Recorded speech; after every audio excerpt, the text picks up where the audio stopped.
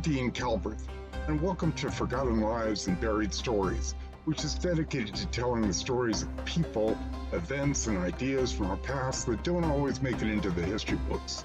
In this week's episode, we'll take a brief look at the history of transgender individuals in the nation's public services.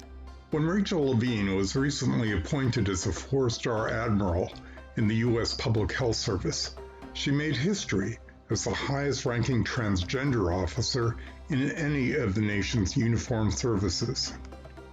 Although the Public Health Service is a civilian agency, it has had a military-style officer corps since 1889, and Levine's appointment to admiral highlights the role that transgender individuals have had in all of our public services, including the military, since the nation's very beginning. During the American Revolution and the Civil War, for instance, hundreds of individuals who were born female joined the Army as men. Now, many of these were women who put on men's uniforms to prove that they were as capable of defending the nation as men are. But others were transgender individuals who had identified as male before joining the Army. Lyons Wakeman, for instance, was born as Sarah Wakeman in a farm in upstate New York. But by his late teens, he identified as a man, taking a job as a boatman on a coal barge before signing up to fight in the Civil War. "I'm as independent as a hog on ice," he wrote. "If it is God's will for me to fall in battle, it is my will to go and never return home." For 2 years, he served in the Army, ending up in the Red River campaign in the swamps of Louisiana. "It would make your hair stand out to be where I have been," he wrote.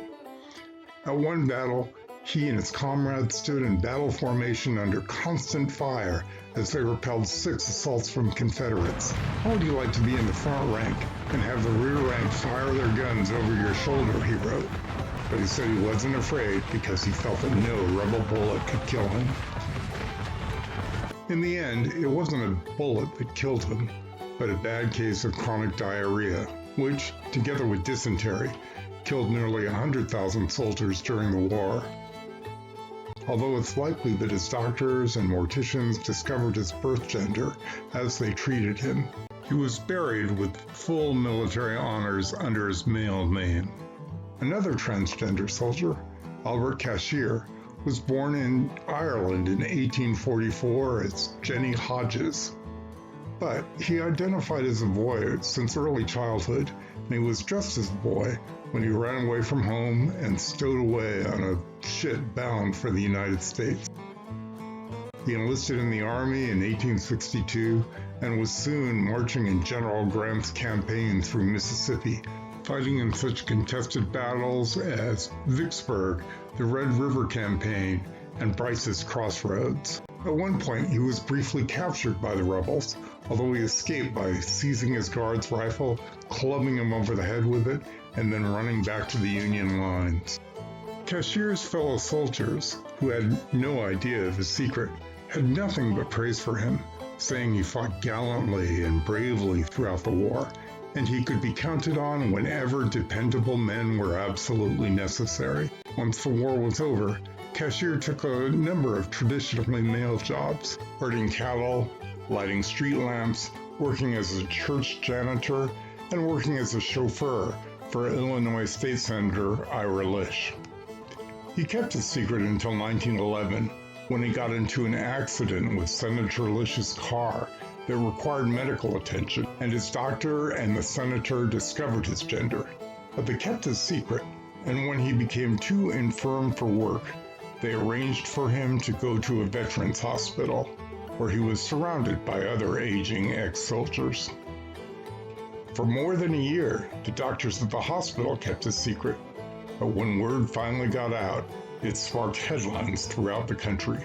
Within months of those headlines appearing, Cashier was declared insane and transferred to an insane asylum, where he was put into a women's ward and forced to wear women's clothing for the first time in more than half a century.